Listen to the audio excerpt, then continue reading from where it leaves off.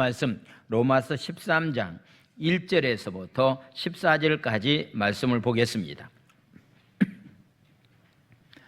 각 사람은 위에 있는 권세들에게 복종하라. 권세는 하나님으로부터 나지 않음이 없나니 모든 권세는 다 하나님께서 정하신 바라. 그러므로 권세를 거스리는 자는 하나님의 명을 거스림이니 거스리는 자들은 심판을 자취하리라. 우리 큰 소리로 합시다. 다스리는 자들은 선한 일에 대하여 두려움이 되지 않고 악한 일에 대하여 되나니 내가 권세를 두려워하지 아니하려느냐. 선을 행하라. 그래야면 그에게 칭찬을 받으리라. 그는 하나님의 사역자가 되어 내게 선을 베푸는 자니라. 그러나 내가 악을 행하거든 두려워하라. 그가 공연히 칼을 가지지 아니하였으니 곧 하나님의 사역자가 되어 악을 행하는 자에게 진노하심을 따라 보응하는 자니라. 그러므로 복종하지 아니할 수 없으니 진노 때문에 할 것이 아니라 양심을 따라 할 것이라. 너희가 조세를 바치는 것도 이로 말미암으니라. 그들이 하나님의 일꾼이 되어 바로 이 일에 항상 힘쓰는 모든 자에게 줄 것을 주되 조세를 받을 자에게 조세를 바치고 관세를 받을 자에게 관세를 바치고 두려워할 자를 두려워하며 존경할 자를 존경하라. 피차 사랑의 빛 외에는 아무에게든지 아무 빛도 지지 말라. 남을 사랑하는 자는 율법을 다 이루었느니라. 간음하지 말라, 살인하지 말라, 도적질하지 말라, 탐내지 말라 한 것과 그 위에 다른 계명이 있을지라도 내 이웃을 네 자신과 같이 사랑하라 하신 그 말씀 가운데 다 들었느니라. 사랑은 이웃에게 악을 행하지 아니하니 그러므로 사랑은 율법의 완성이니라. 또한 너희가 이 시기를 알거니와 자다가 깰 때가 되었으니 이는 이제 우리의 구원이 처음 믿을 때보다 가까웠음이라. 밤이 깊고 낮이 가까웠으니 그러므로 우리가 어둠의 일을 벗고 빛의 갑옷을 입자. 낮에와 같이 단정히 행하고 방탕하거나 술 취하지 말며 음란하거나 호색하지 말며 다투거나 시기하지 말고 오직 주 예수 그리스도를 옷 입고 정욕을 위하여 육신의 일을 도모하지 말라. 아멘. 합심기도 하겠습니다. 우리의 건강이 위협이 되는 이때를 우리 영혼을 고치시고 돌보시는 하나님의 섬세한 역사하심을 경험하게 하소서.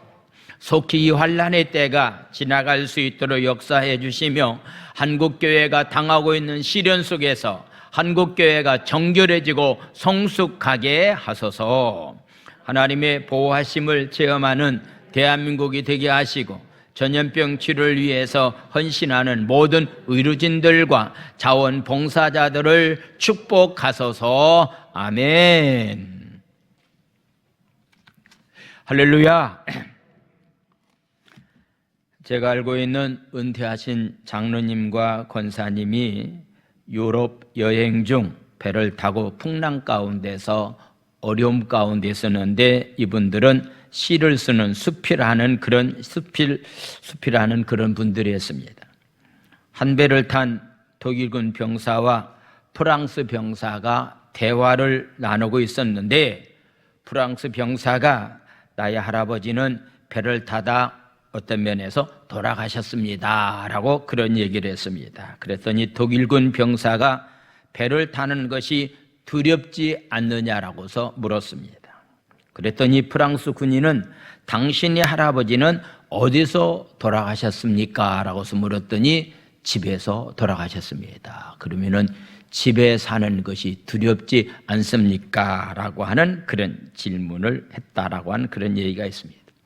여러분, 어디서 살다가 죽느냐라고 하는 것은 절대로 문제가 되지 않습니다.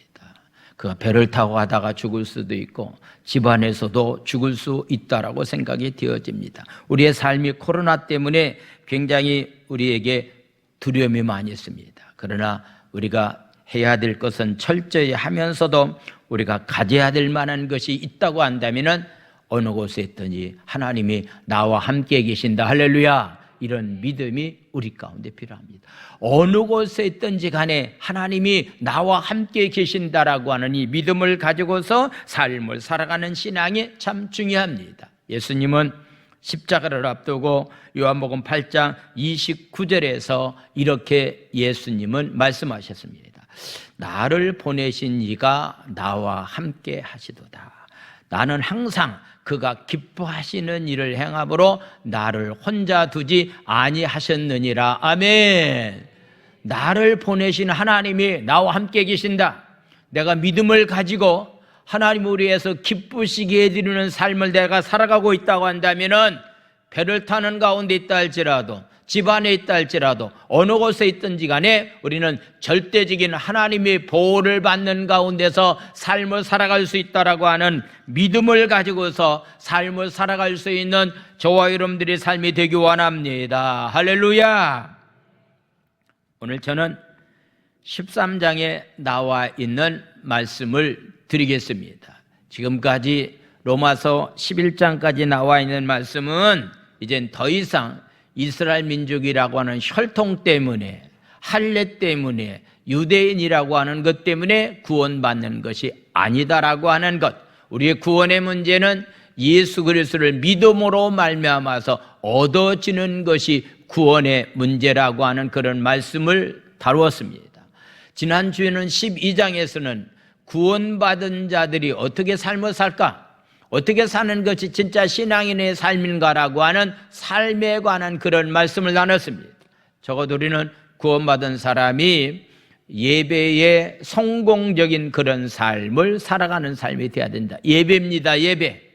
두 번째, 구원받은 자의 삶은 제주 순복음교회라고 하는 공동체 안에서 서로 지체의식을 가지고 삶을 살아가는 사람이 되어야 된다. 한 가지 더는 악한 것을 악한 것으로 대하지 말고 악한 것을 선으로 이기는 자로서의 삶을 살아가는 것, 이것이 바로 구원받은 자의 삶이라고 말씀을 드렸습니다. 오늘 13장에서도 역시 동일합니다. 구원받은 사람들이 국가에 관해서 어떤 나라에 대해서 어떤 마음을 가지고 삶을 살아갈 것인가, 세금 문제는 어떻게 해야 될 것인가, 그리스도 안에서 사랑의 피도에는 다른 것을 지지 아니하고 우리의 삶이 주님이 언제 오실지 모르기 때문에 마지막 종말론적인 삶을 살아가는 신앙인의 삶이 되어야 된다라고 하는 것이 오늘 13장에 나와 있는 말씀입니다. 성도는 하나님 나라 백성이기 때문에 세상 권세에 불순종해도 된다라고 생각하는 사람들이 있다고 한다면 그런 삶은 잘못된 삶이다라고 하는 그런 말씀입니다. 우리가 이 땅에 살고 있는 한 세상에 권력 잡고 권력을 가지고 있는 통치자들에게 반드시 해야 될 일이 있다고 한다면 그것이 바로 복종하는 자로서의 삶을 살아가는 삶이 되어야 된다라고서 말씀하고 있습니다. 먼저 우리는 세상의 권세를 인정하라고 하는 그런 얘기입니다. 하나님이 주신 권세이기 때문이다라고서 말하고 있습니다.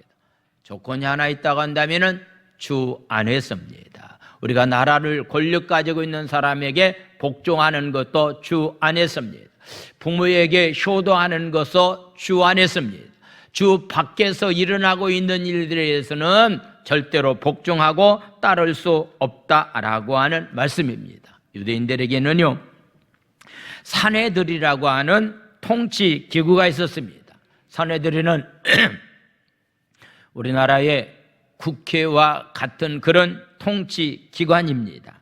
아마도 산헤드린은 그 당시에 로마의 지배를 받고 있었기 때문에 로마의 통치 아래에서 그들과 협상을 벌이면서 유대인의 권익을 관찰시키는 역할을 했던 것들이 바로 그 당시의 산헤드린이었습니다. 따라서 로마 전역에 흩어져 삶을 살던 유대인들은 산헤드린의 결정을 반드시 따르면서 삶을 살아갈 것을 말씀합니다. 그러나 교회는 더 이상 유대인들만의 공동체가 아니기 때문에 산헤드린의 결정을 따를 수 없는 그런 일들이 있을 수 있었다라고 하는 것을 보게 됩니다. 그래서 바울은 세상의 권세가 모두 하나님으로부터 난 것이기 때문에 복종해야 될 것에 대해서 말씀하면서, 만약에 국가의 명령을 거스린다고 한다면은 하나님의 명령을 거스리는 것과 똑같다라고 하는 말씀을 먼저 하고 있습니다. 1절과 2절에 나와 있는 말씀 보겠습니다. 1절, 2절 말씀. 각 사람은 위에 있는 권세들에게 복종하라.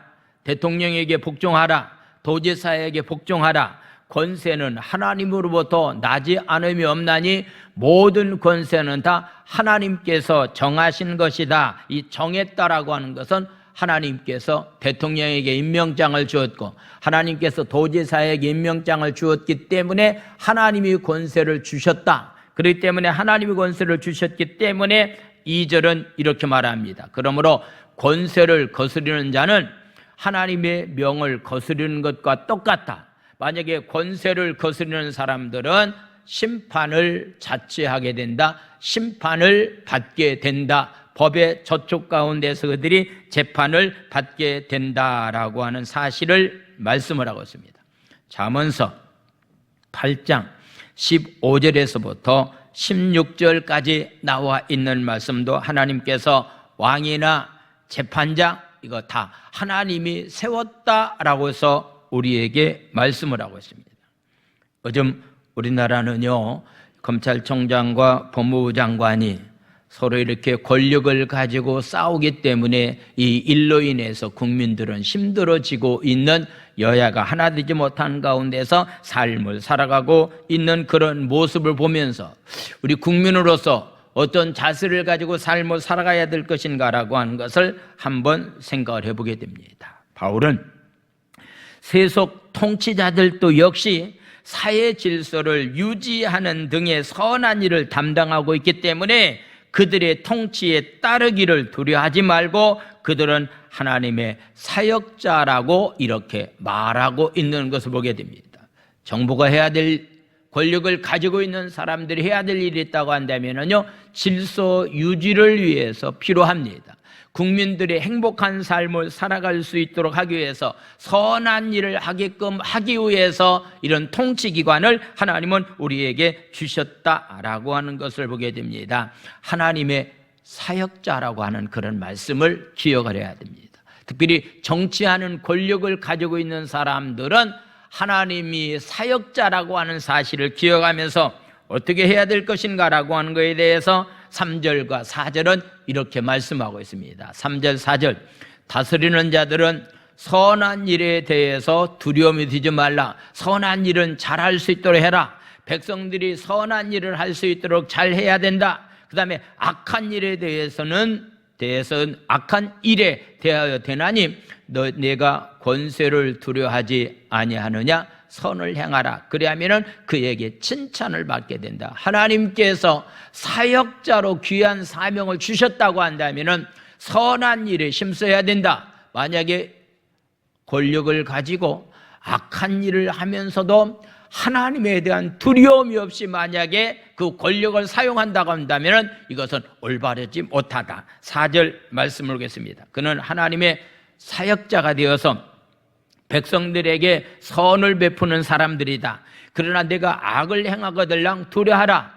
악을 행하면서도 하나님에 대한 두려움이 없이 정치하는 것은 올바르지 못하다. 그가 공연히 칼을 가지지 아니하였으니 곧 하나님의 사역자가 되어 악을 행하는 자에게 진노하심을 따라서 보응하는 자다라고 말하고 있습니다. 권력을 가지고 있는 사람들을 하나님은 권력 칼을 주셨다라고 하는 얘기입니다. 근데 이 칼이요, 가정에서 음식을 만들 때 쓰게 되면은 칼처럼 요긴한 기구가 없습니다. 근데 이 칼이 사람을 죽이고 날카로운 사람을 찌르는데 만약에 사용한다고 한다면은요, 칼처럼 무서운 도구는 없다라고 하는 그런 얘기입니다. 하나님께서 권력이라고 하는 칼을 주었는데 이것이 질서를 잡기 위해서 선한 일을 하게끔 하기 위해서 주었는데 만약에 그 칼을 가지고 권력을 가지고 사람을 죽이고 백성들을 힘들게 하는 일이 있다고 한다면 이것은 올바른 정치인의 삶이 될 수가 없고 그런 사람들에 대해서는 우리가 복종하거나 따른다라고 하는 것은 있을 수 없다라고 하는 사실을 말씀하고 있습니다. 우리나라 정치인들 가운데서요, 특별히 국회의원들 가운데서 신앙인들이 거의 30% 내지 한 40%, 거의 절반이 된다라고 얘기합니다. 그런데 이들의 정치하는 모습을 보면은 하나님의 말씀의 기준보다는 당론만을 보고 정치하는 자들이 많아서 굉장히 안타까운 그런 모습을 우리는 보게 됩니다. 유대인들은 기본적으로 로마 나라를 불신했습니다. 그 당시에 바로 이스라엘 나라는 로마의 통치 아래에 있었습니다. 로마의 통치 아래에서 유대인들 가운데서는 날마다 해방되기를 원했습니다.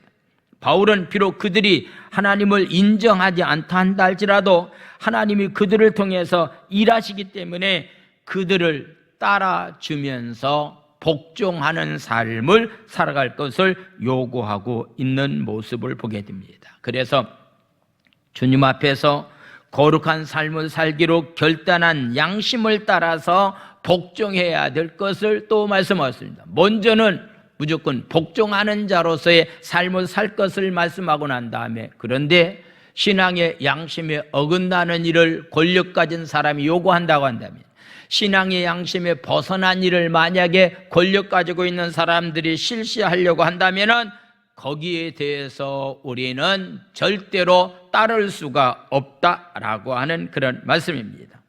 요즘은 이 나라 이 정부가요, 동성애법을 합법화하려고 하고 있습니다. 또한 낙태법을 또한 이렇게 또 12월 말까지 통과시키려고 하는 그런 모습이 있는데, 이것은 하나님의 말씀에 벗어난 일이고 하나님께 우리에게 주신 양심 따라서 윤리에 어긋나는 일이기 때문에 절대로 이런 것들을 합법화시키려고 하지 말고 거기에 대해서 우리가 하나님 앞에 기도하면서 반대하는 그런 일들을 앞장서야 된다라고 하는 그런 말씀입니다. 지난 금요일 날 저녁에 낙태에 관한 그런 영상물을 보면서 우리나라가요, 하루에 3,000명씩 낙태를 한다고 그래요. 그래서 1년에 110만 정도가 이 땅에 태어나기도 전에 낙태 때문에 죽어가는 사람들이, 어린 생명들이 있다라고 하는 그런 얘기를 하면서 그들은 우리에게 이렇게 이야기했습니다. 한번 따라서 복창합니다. 우리는 처음부터 태아였습니다. 우리는 처음부터 태어났습니다. 우주 만물을 창조하기 전에 하나님께서 우리를 계획 가운데 두셨습니다. 그래서 이 땅에 태어나게 만드셨기 때문에 우리는 태아부터 이미 하나님의 자녀로서 하나님의 형상대로 지음받은 존재이기 때문에 국가에서는 14주까지는 괜찮다. 그런데 의사들의 말에 의하면은 14주 정도가 되면은요, 어린아이가 거의 한 90% 이상이 사람으로 거의 이렇게 다 됐다라고 하는 그런 얘기입니다. 그래서 그런 아이를 어떤 면에서 낙태한다라고 하는 것은 올바르지 못하기 때문에 우리는 생명 걸고 이런 일에 대해서는, 정부에서 하는 일에 대해서는, 올바르지 못한 일에 대해서는, 말씀에 벗어난 일에 대해서는요, 우리가 정말로 목숨 걸고 그런 일들을 반대해야 된다라고 생각을 해보게 됩니다. 하나님은 창조주뿐만 아니라 세상 모든 역사를 주관하시는 섭리하신 하나님입니다.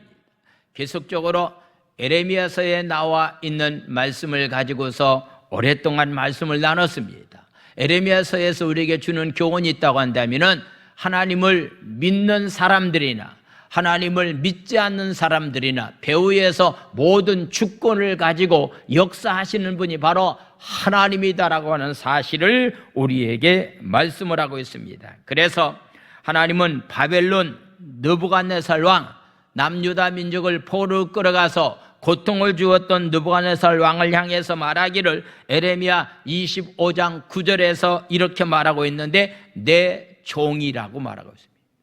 하나님이 종이라는 겁니다. 악하게 쓰임받는 하나님의 종이었습니다. 고레스 왕에 대해서도 이사야 44장 28절에 나와 있는 말씀이니까 내 목자라고 말하고 있습니다. 이들은 다 하나님을 모르는 사람들입니다. 하나님과는 전혀 상관없는 사람들입니다. 그런데 하나님은 때로는 내 종이라고 말하고 있고 내 목자라고 말하고 있는 것은 하나님의 뜻을 이루는 일에 도구로 사용되었기 때문에 그들을 가리켜서 내 종이다, 내 목자라고 이렇게 칭했다라고 하는 것을 보게 됩니다. 우리는 권력을 가지고 있는 사람들을 두려워해서가 아니라 양심 따라서, 하나님의 말씀 따라서 삶을 살아가는 삶이 되어야 됩니다. 오늘 5절은 우리에게 이렇게 말씀하고 있습니다. 5절 말씀, 그러므로 복종하지 아니할 수가 없으니 진노 때문에 할 것이 아니라, 복종하지 않으면 무서운 해가 임할 것 때문에 하는 것이 아니라 양심을 따라서 해야 된다라고서 말하고 있습니다. 권력을 가지고 있는 사람이 뭔가 요구할 때 하나님의 말씀을 벗어나고 양심의 윤리와 도덕에 어긋나는 일이라고 한다면 양심을 따라서 생명 걸고서 그들과 싸워서 그들의 마음대로 하지 못하도록 해야 될 만한 일이 바로 우리 신앙인들의 삶이 되어야 된다라고 하는 것을 말씀하고 있습니다. 지금도 하나님이 선고를 통해서 하나님이 원하시는 권세자로 세우기 때문에 세상에 대한 하나님의 주권을 믿고 인정하는 그런 삶이 참 중요합니다. 잠언서 16장 33절에서 이런 말씀을 했습니다. 제비는 사람이 뽑지만은 모든 일을 작정하시는 분은 바로 여호와 하나님께 있다라고서 말씀하고 있습니다. 그래서 권세 가지고 있는 사람들에게 우리는 복종해야 됩니다. 그러나 말씀 안에서 복종해야 되지 말씀을 벗어난 일까지 따라가서는 안 된다라고 하는 것을 말씀을 하고 있습니다. 두 번째, 우리는 이 땅의 삶을 살아가면서 대한민국 국민으로서 해야 될 만한 의무가 있습니다. 그 4대의 의무 가운데 하나가 바로 납세의 의무입니다. 세금을 내는 일입니다. 아마도 세금 내는 일이 굉장히 중요하다라고 생각이 되어집니다. 그래서 세금도 국가에서 정한 세금을 정확히 내는 자로서의 삶을 살아가는 삶이 우리의 삶이 되어야 된다라고 하는 얘기입니다. 그런데 요즘 살기가 어려운데 세금 내는 일 때문에 사업하는 사람들이나 기업하는 사람들이 굉장히 힘들어하고 있는 그런 모습을 보게 됩니다. 어떤 분은 그런 얘기합니다. 토지의 표준 시가를 굉장히 높여놓고서 세금을 국가에서 많이 내야 된다라고 말하고 있습니다. 전에는 내지 않는 세금도 다른 세금을 더해서 세금을 내야 된다고 또 부과하는 세금도 있는 그런 모습도 보게 됩니다. 상속세가 많아서 집을 팔고 땅을 팔기도 굉장히 어렵다. 자녀들에게 어떤 면에서 유산을 상속하는 것도 상속세가 너무 많기 때문에 굉장히 힘들다라고 하는 그런 얘기를 하는 사람들이 많이 있습니다. 아마 이것은요, 국가의 정책이 혹시 잘못되지 않았는가라고 하는 것도 생각을 해보게 됩니다. 부동산 정책을 올바르게 내놓지 않아서 집값은 올라가고 전세값은 올라가서 도저히 젊은이들이 집을 전세를 얻거나 살만한 그런 희망이 없는 가운데서 이 민족이 지금 그런 정책을 펴고 있기 때문에 이것도 빨리 바꿔야 되리라고 생각을 해보게 됩니다. 그런데 이번에 그 장관이 바뀌어졌는데요, 장관도 역시 전에 가지고 있는 장관이나 대통령이 가지고 있는 생각이 조금도 변함이 없다라고 하는 것이 지금 매스컴에서 말하고 있는 이야기를 들었을 때에 잘못된 것은 바꿔야 될 텐데 끝까지 밀어붙이기를 하고 있는 그런 모습도 어떤 면에서 보게 되면은 올바르지 못하다라고 하는 것을 말씀하고 있습니다. 세무서에서 일하고 있는 사람들, 권력을 가지고 있는 사람들, 하나님의 사역자입니다. 그렇다고 한다면 적어도 하나님을 두려워하는 마음을 가지고 지혜를 가지고서 모든 일처를 해야 되겠다라고 하는 것이, 저는 이런 생각을 가지고 날마다 지도자들, 하나님, 이 백성의 지도자들이 하나님을 두려워하는 마음을 가지고 통치하게 해달라고 기도하고 있는데, 여러분들 함께 이런 마음을 가지고 국가의 지도자들을 위해서 함께 기도할 수 있는 귀한 삶들이 다 되기를 원합니다. 아멘. 유대인들 중에도 로마로부터 독립하자는 주장이 끊어지지 않았던 가장 커다란 이유는 세금 문제였습니다. 요즘도 세금 때문에 굉장히 많은 사람들이 힘들어하고 있는데, 그 당시에 유대인들은요, 사내들인과 성전을 유지하기 위해서 성전세를 드려야 되고 로마에 바치는 세금도 부과해야 되기 때문에요, 한 나라에다만 세금을 내면 괜찮겠는데 로마에까지도 세금을 내야 될 만한 그런 상황이 벌어지니까 백성들은 이 일로 인해서 굉장히 힘들어하고 있었던 것을 보게 됩니다. 이런 상황 가운데 있었을 때 예수님은 마태복음 22장 21절에서 이런 말씀을 하고 있습니다. 가이사의 것은 가이사에게, 로마의 황제 가이사의 것, 로마에다가 바쳐야 될 만한 것, 국가에다가 바쳐야 될 만한 것은 잘 바치고 하나님의 것도 잘 바쳐야 된다라고서 말씀하고 있습니다. 여러분들이 국가에서 요구하는 세가 정한 세금이라고 한다면은 포탈하지 말고서 신앙인들이 먼저 그 일에 우선적으로 세금을 잘 내야 됩니다. 하나님 앞에 내야 될 만한 것도, 여러분들이 하나님 앞에 드려야 될 만한 것도 빠지지 않고서 드리는 자로서의 삶을 살아가는 삶이 필요합니다. 아무리 힘들고 어렵다 할지라도요, 어떤 분들은 그런 얘기입니다. 종자 씨앗을 먹는 농부는 없다. 종자 씨앗을 먹는 농부는 없습니다. 왜냐하면 그 씨앗을 남겨놔야만이 다음 해에 씨앗을 뿌려서 많은 열매를 거두게 되는 겁니다. 하나님께 내야 될 만한 것, 이것은 종자 씨앗에 해당되는 겁니다. 이 씨앗을 먹어버리는 그런 삶은 올바른 신앙인의 삶이 될 수 없습니다. 세상 나라의 통치하에서 혜택을 입고 있기 때문에 당연히 나라의 조세를 바쳐야 된다라고서 강조하고 있습니다. 우리도 하나님의 은혜 가운데서 삶을 살아가고 있기 때문에 반드시 하나님의 은혜에 대해서 보답하는 그런 삶이 우리 가운데 있어야 됩니다. 그래서 오늘 6절과 7절 이렇게 말씀하고 있습니다. 6절 7절 말씀. 너희가 조세를 바치는 것도 이로 말미암으니 그들이 하나님의 일꾼이 되어 바로 이 일에 항상 힘쓰니라. 7절 말씀. 모든 자에게 줄 것을 주되 조세를 받을 자에는 조세를 바치고 관세를 받을 자에는 관세를 바치고 두려워할 자를 두려워하면서 존경할 자를 서로 존경하면서 삶을 살아갈 것을 우리에게 말씀하고 있습니다. 교회는 하나님 나라를 따로 세우는 것이 아니라 세상 나라에 선한 영향력을 끼침으로 하나님이 이런 분이라고 하는 통치권을 드러내는 자로서의 삶을 살아가는 사람이 되어야 됩니다. 얼마 전에 광원 산업을 경영하고 있는 이수영이라고 하는 회장이 766억을 기부를 했습니다. 그래서 화제의 인물이 되었는데 과학 발전을 위해서, 과학 발전만이 국력을 키우는 길이라고 생각해서 대전에 있는 카이스트 대학에 이렇게 많은 것을 기부했는데 아직도 많은 재산이 있는데 그는 말합니다. 죽기 전에 내가 다 기부하고 세상을 떠나겠다라고서 이야기해서 많은 사람들에게 좋은 영향력을 주었습니다. 바울의 가르침은 정부에 무조건 복종하라는 것이 아닙니다.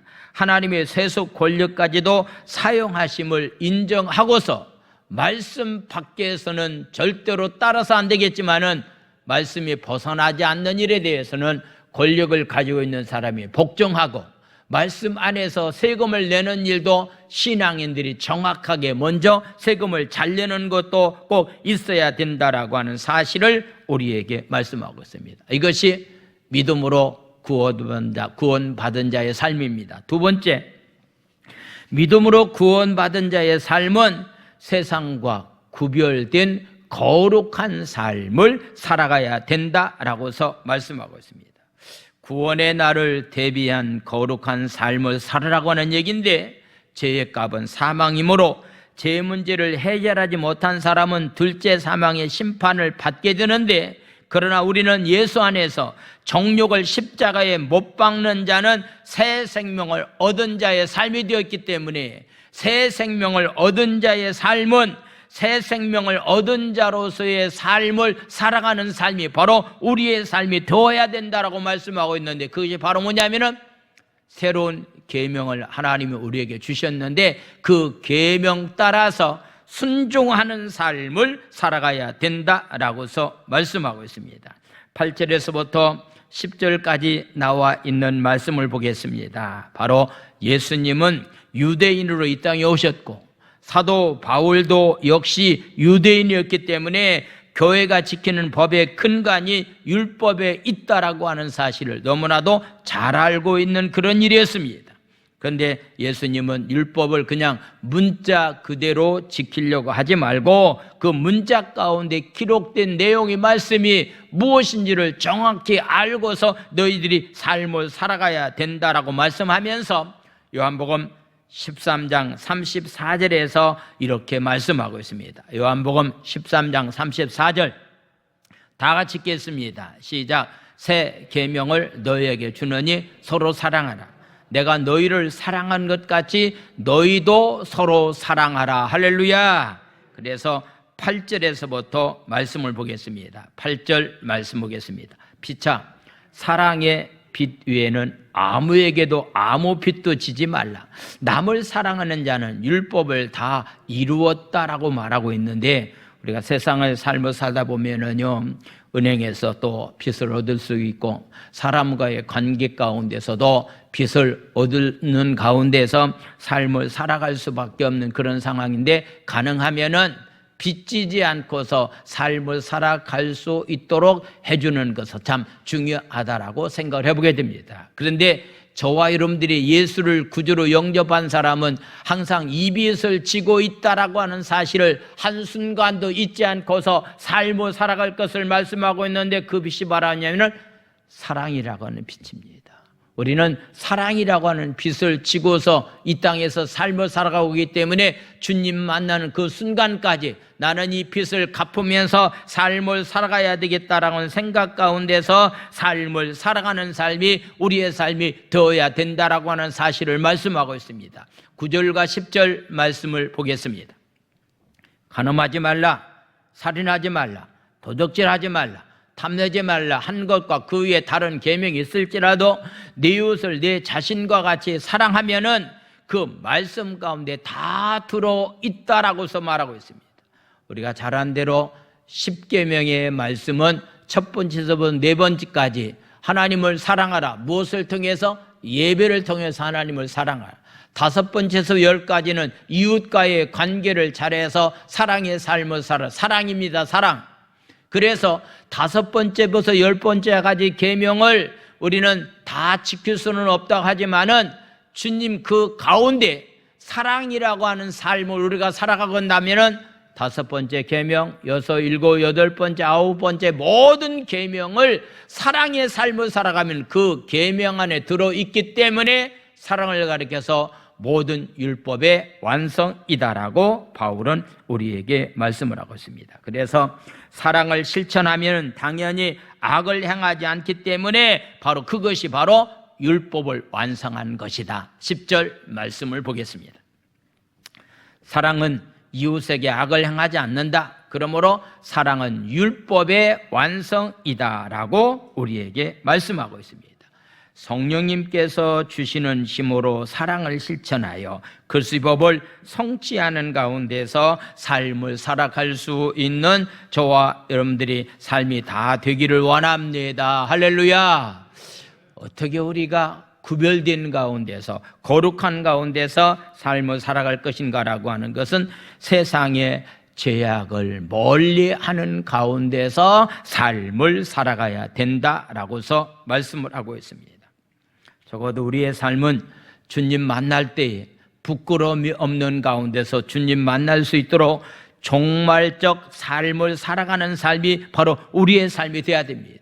적어도 우리 신앙인들은요, 바른 역사관을 가지고서 삶을 살아가는 것은 굉장히 중요한데 이 땅은 두 가지의 역사관을 가지고 사는 사람들이 있는데 고대 동양 사람들, 우리나라 로마나 헬라 사람들의 스토아 철학 가운데서 그들이 가지고 있는 역사관은 순환사관을 가지고 있습니다. 인생이 이 땅에서 태어나서 이 땅에서 삶을 살다가 결국 죽으면 끝난다. 그리고 사람이 다시 태어나서 이 땅에 삶을 살다가 결국 죽으면 끝난다라고 하는 계절의 순환처럼 살다가 없어지는 것이 인간인 것처럼 생각하면서 삶을 살아가고 있는 역사관을 가지고 있는 사람들이 있습니다. 그러나 유대인들이 가지고 있는 역사관, 적어도 예수를 주라고 믿고 있는 역사관, 우리 예수 믿는 사람들이 가지고 있어야 될 만한 역사관은 전 구속사적인 관점을 가지고 삶을 살아가야 된다. 하나님께서 우주 만물을 창조하셨고 그 가운데 우리 인간을 창조하셨고 죄값으로 죽을 수밖에 없는데 십자가의 보혈의 피로 우리를 구원해 주셨고 죽은 다음에 영원한 천국에 들어가서 영생할 것이다라고 하는 것, 이것이 바로 기독교인들이 가져야 될 만한 역사관입니다.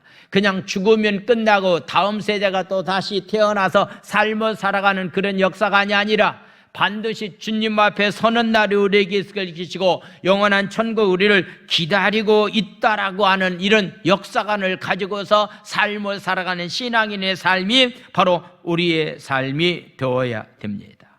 오히려 악한 문화로부터 철저히 결별해야 된다라고서 가르치고 있습니다.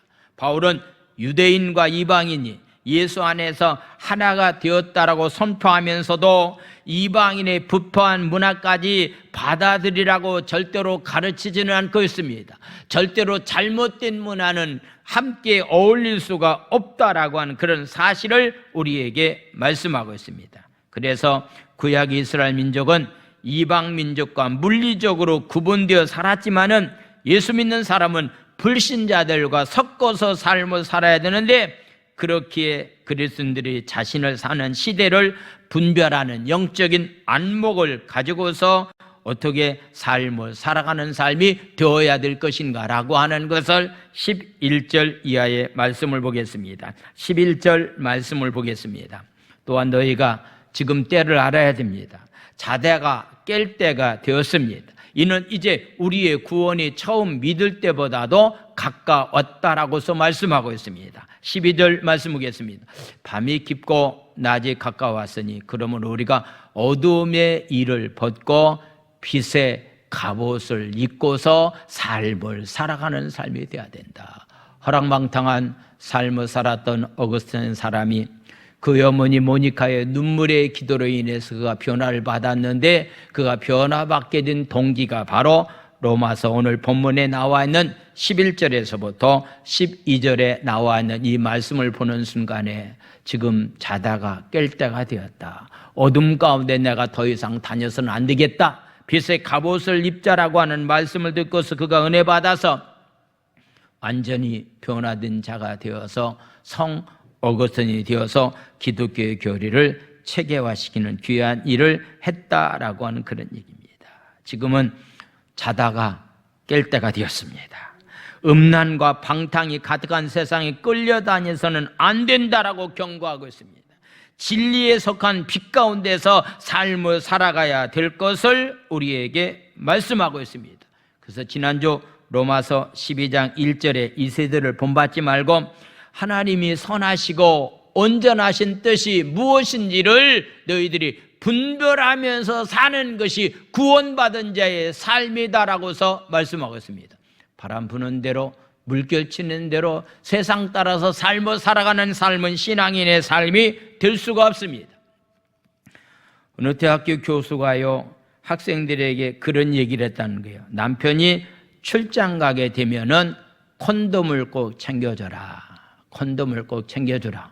괜히 잘못하다가 성관계하다가 잘못된 병이 걸릴 수도 있기 때문에 콘돔을 챙겨주는 것이 바로 아내의 현명한 아내라고 이런 얘기를 해서 많은 사람들에게 충격을 줬습니다. 아니 이거 교수가 해야 될 만한 말입니까? 신앙인들의 삶의 어떤 면에서 아내라고 한다면은요 이번에 출장 가게 되면은 가능하면은 교회에 가까운 쪽으로 출장 가서 새벽 예배 드릴 수 있는 상황이 되면은 새벽 예배도 드리고 기도와 말씀하는 시간을 잊지 마세요. 이게 현명한 아내가 해야 될 일이 콘돔을 챙겨주라고 대학 교수가 이야기했다라고 하는 얘기는요 이것은 현실의 삶 가운데 우리가 지금 그런 분위기 가운데서 우리가 삶을 살아가고 있다라고 하는 사실을 지금 우리에게 말씀하고 있는 한 면을 우리에게 보여주고 있습니다. 너무 안타까운 일이라고 생각을 해보게 됩니다. 그래서 바울은 그리스도의 옷을 입으라고 말하겠습니다. 그리스도의 옷, 여러분들 옷 입는 모습을 보면은 특별한 어떤 면에서 직업을 가지고 있는 사람들은 겉모습의 옷 모습만 보면 아, 저 사람이 경찰이구나, 저 사람이 어떤 사람이구나, 어떤 직업에 봉사하는 사람이구나, 아, 저 사람은 어느 직장에서 일하는 사람이다라고 하는 것을 옷 복장을 보면 알 수 있듯이 그리스도의 옷을 입으라고 하는 그런 말씀은 여러분들이 삶의 모습 가운데서 아, 저 사람은 진짜 예수 믿는 사람이구나, 저 사람은 진짜 신앙인의 삶이라고 하는 것을 보여주는 자로서의 삶을 살아가는 삶이 바로 우리의 삶이 되어야 된다라고 말씀하고 있습니다.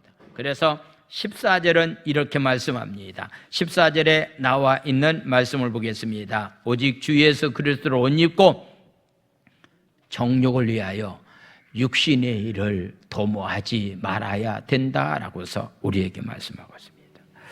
주님의 재림을 사모하고 살아야 될 만한 이유는 주님이 이 땅에 도적같이 오신다라고 우리에게 말씀하고 있습니다. 우리는 세상의 어둠 속에 비추는 한 줄기의 빛이 되어야 됩니다.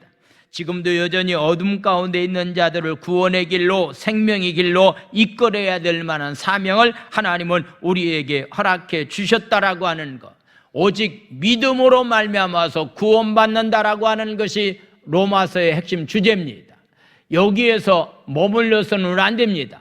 믿음으로 구원받지만은 우리의 삶 가운데 꼭 있어야 될 것이 있다고 한다면은 구원받은 자의 삶이 뒤따라야만이 그 구원이 바로 온전한 구원이 될 수 있다라고서 말씀하고 있습니다. 믿음으로 구원받았다라고 하는 말에 오해를 하는 사람들이 굉장히 많이 있는데, 구원은 믿음으로 하나님의 은혜로 얻어지는 것이기 때문에 우리의 공로가 1%도 없습니다. 그렇지만은 믿음으로 구원받은 자가 행함이 뒤따라야만이 그것이 온전한 구원에 이르게 되는 겁니다. 믿음의 사람은 사랑의 법을 지켜야 됩니다. 세상과 구별된 삶을 살아야 됩니다. 빛과 소금의 직분을 잘 감당하는 자로서의 삶을 살아가는 사람이 되어야 됩니다. 이 세상 풍조를 멀리하고 세상 사람들이 사는 수단과 방법 가운데서 삶을 살아가는 삶이 되어서는 아니 된다라고 하는 사실을 우리에게 말씀하고 있습니다. 오늘 이 아침 믿음으로 구원받은 사람들은 모든 권세자들에게 복종해야 됩니다. 그런데 주 안에서입니다. 말씀 안에서 우리는 복종의 삶을 살아가야 됩니다. 적어도 세상과 구별된 삶을 살아가야 됩니다. 어떻게? 사랑의 삶을 통해서 세상과 구별된 거룩한 자로서의 삶을 살아가야 됩니다. 주님이 이 땅에 다시 오실 날을 생각하면서 그날에는 부끄러움 당하지 않는 자로서의 삶을 살아가는 것, 이것이 바로 구원받은 자의 삶이기 때문에 이 말씀의 근거에서 삶을 살아갈 수 있는 저와 여러분들의 삶이 되기를 예수님의 이름으로 축원을 드립니다. 할렐루야. 기도합니다.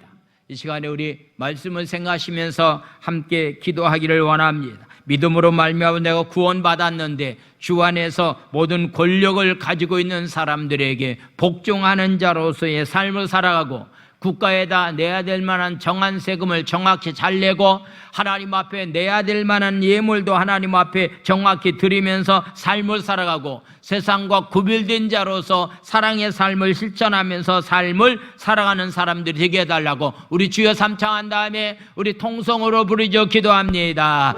주여, 주여, 주여. 하나님 아버지 감사를 드립니다. 믿음으로 구원받은 사람들이 아버지 하나님 세상에 권력 가지고 있는 사람들에게 하나님 복종하라고 말씀하고 있습니다. 세상에 권력 가지고 있는 사람들이 선한 일에 아버지여 힘쓸 수 있도록 하나님 질서를 유지하는 일에 귀하게 아버지여 쓸 수 있도록 기도해야 되리라고 생각이 되어집니다. 그러나 하나님 말씀을 벗어난 것을 권력을 가지고 있는 사람들이 요구하면은 우리는 절대로 복종할 수가 없습니다. 하나님 아버지여 빌고하나옵니다. 권력을 가지고 있는 대통령과 장관들, 국회의원들, 도지사들에게 주님 함께하여 주셔서 이들이 하나님 앞에 선한 일에 하나님 앞에 쓰임받는 사역자가 되기를 원합니다. 선한 일에 쓰임받는 귀한 사역자가 되기를 원합니다. 질서를 유지하는 데 하나님 쓰임받는 선한 사역자가 될 수 있도록 하나님 아버지 은혜와 자비와 긍휼을 허락하여 주시옵소서. 사랑이라고 하는 새 계명을 우리에게 주셨는데 이 사랑이라고 하는 새 계명을 지킴으로 말미암아서 율법의 완성자가 하나님 되게 도와주시고 거룩하게 하나님 구별된 자로서 하나님 빛과 소금의 직분을 감당할 수 있는 귀한 자들의 삶이 다 될 수 있도록 하나님 은혜를 하나님 허락하여 주시고 주님이 이 땅에 다시 오실 그날 주님을 맞이하는데 하나님 부끄럼 당하지 않는 자로서 하나님 삶을 살아갈 수 있는 귀한 삶들이 다 될 수 있도록 하나님 아버지 은혜와 자비와 긍휼을 허락하여 주시옵소서. 하나님 아버지를 찬양합니다.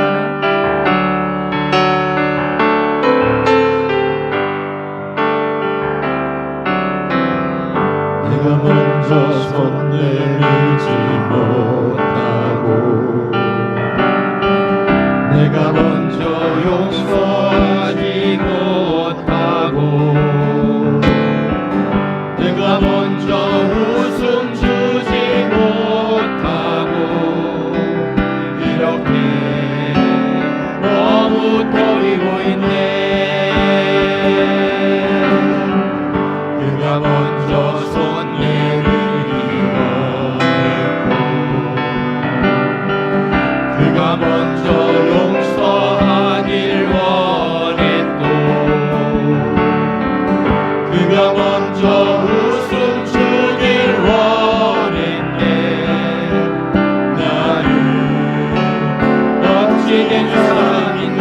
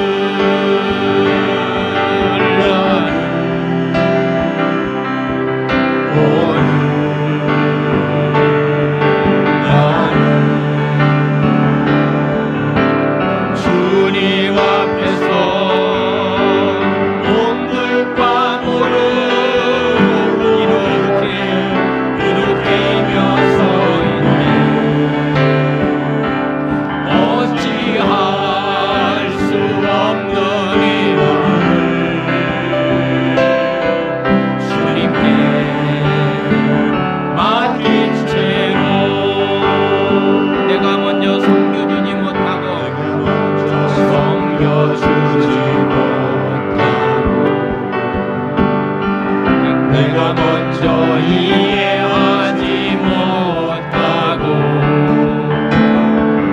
내가 먼저 높여주지 못하고 이렇게 고집 부리고 있네. 그가 먼저 섬겨주길 원했고 그가 먼저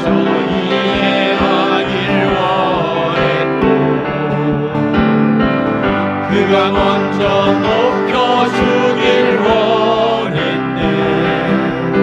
나는 어찌된 사람인가. 오 추악한 나의 욕심이여 오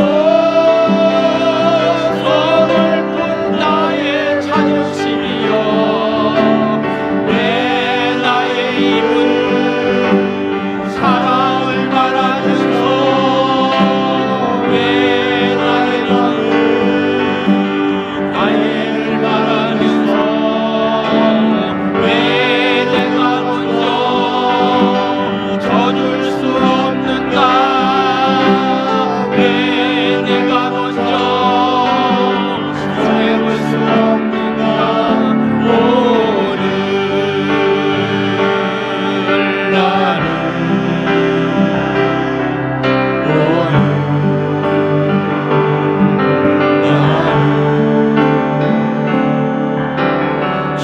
주님 앞에서 몸둘 바무르고 이렇게 느끼며 서 있네.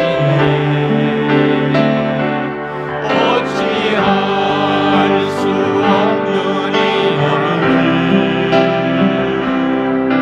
주님께 맡기주세요.